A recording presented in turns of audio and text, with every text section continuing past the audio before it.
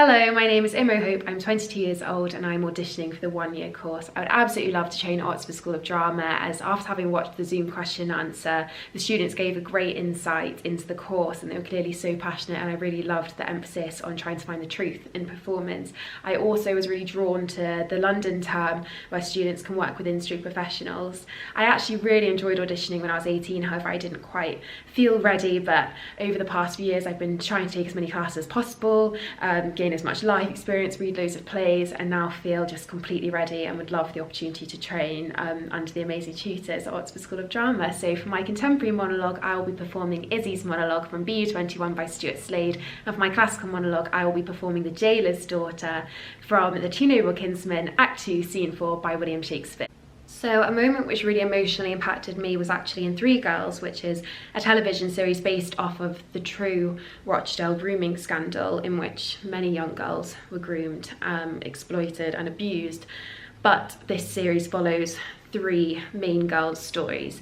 And so within the story, we see them undergo unspeakable trauma.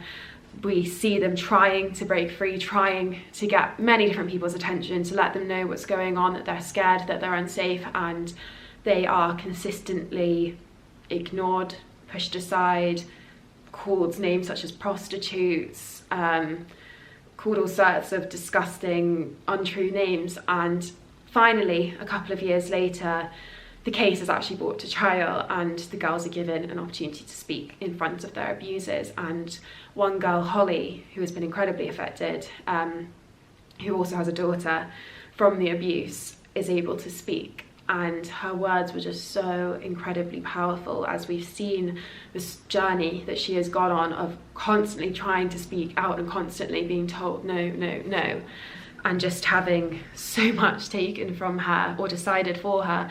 And she just stands there and she says, I've got a life, I've got a daughter, I just want justice. And there's just that steely determination that she's still not given up despite everything, despite all of the injustice she's faced. And you can just almost feel this kind of response in the courtroom of these men sat there going, because you couldn't not believe her in that instance. And I think we kind of then breathe and go, oh, because she's about to be believed, she's about to get the justice she so desperately deserves. And from having to see all of the trauma, all of the tears, all of the self-loathing for something that was not in their control, that moment is just so incredibly powerful.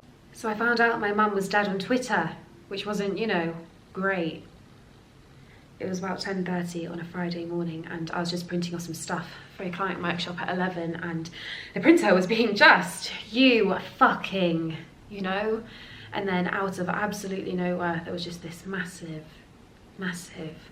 bang. It wasn't even a sound, it was like, I don't even know the word, just this pure violence. And I guess I must have been knocked down by the blast because I realised I was on the floor, so I got up and I was deaf.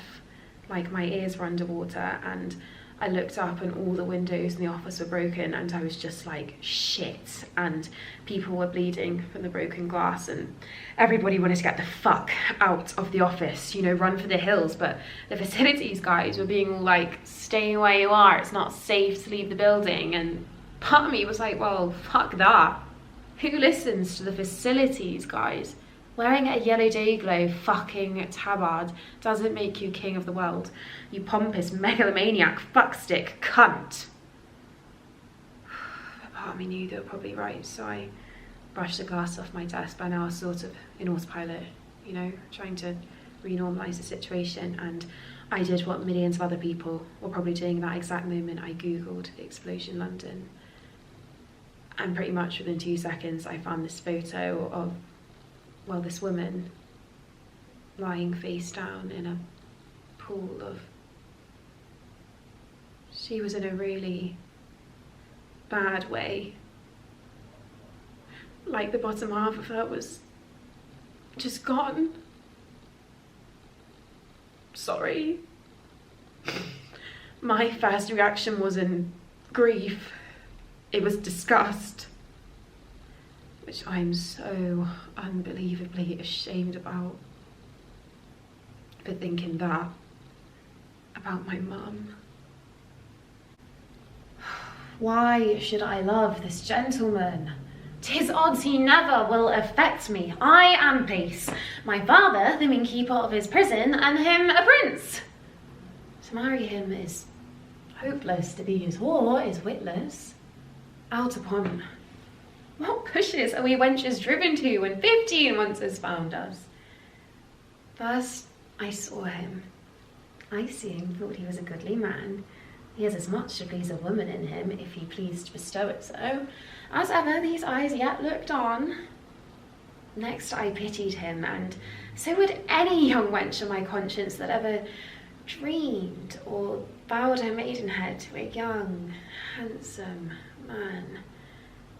Then I loved him, extremely loved him, infinitely loved him, and yet he had a cousin fair as he too, but in my heart was Palamon, and the Lord, what a coil he keeps.